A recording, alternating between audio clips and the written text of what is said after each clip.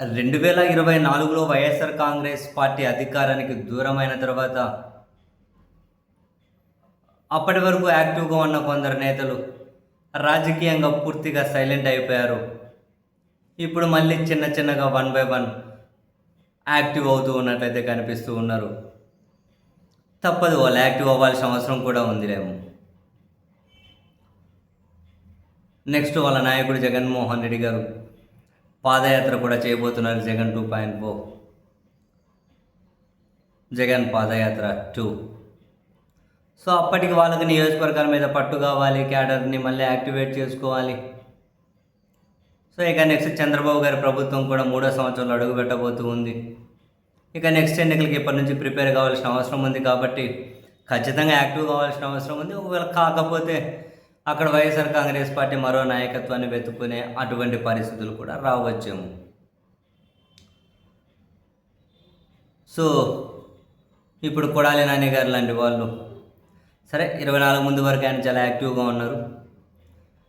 తర్వాత పూర్తిగా రాజకీయంగా సైలెంట్ అయిపోయారు. ఒకటి అధికారం కోల్పోవడం, ఇంకొకటి ఆరోగ్యం బాగోలేకపోవడం, రకరకాల కారణాలు. సో ఇప్పుడు ఆయన మళ్ళీ యాక్టివ్ అవుతూ ఉన్నట్లే ఉన్నారు, చిన్న చిన్నగా కొన్ని కార్యక్రమాల్లో పాల్గొంటూ. తాజాగా కూడా ఆయన ఒక కార్యక్రమంలో పాల్గొని చేసిన వ్యాఖ్యలు మరోసారి వైరల్ అవుతూ ఉన్నాయి. చంద్రబాబు నాయుడు గారు దొంగ వాగ్దానాలు ఇచ్చి అధికారంలోకి వచ్చారు అని, దొంగ వాగ్దానాలు ఇచ్చి దాన్ని ఎలా అమలు చేయాలో తెలియక మా నాయకుడిని ఎత్తిపట్టుకుంటున్నాడు అని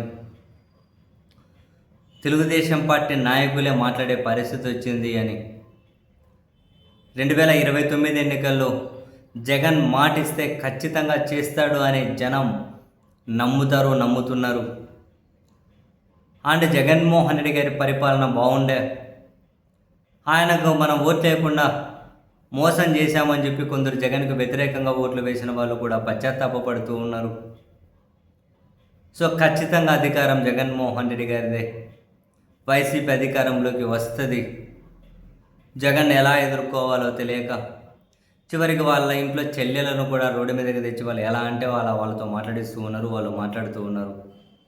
జగన్ సంస్కారం ఉంది కాబట్టి, జగన్ దగ్గర నిబ్బరం ఉంది కాబట్టి వాళ్ళ చెల్లెలు ఎన్ని అంటూ ఉన్నా కూడా చాలా ఓర్పుగా సంయమనంగానే చెల్లెళ్ళు కదా అని చెప్పి అన్నీ పడుతూ వస్తూ ఉన్నారు.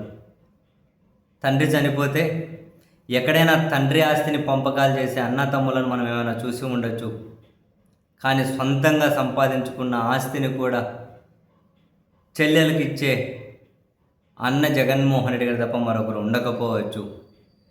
అంత మంచి చేసినా కూడా చెల్లెళ్ళు కూడా జగన్మోహన్ రెడ్డి గారిని ఇంకెవరో రాజకీయ ప్రయోజనాలు నెరవేర్చడం కోసం దూషిస్తూ ఉండడం, నిందిస్తూ ఉండడం మనం చూస్తూ ఉన్నాం.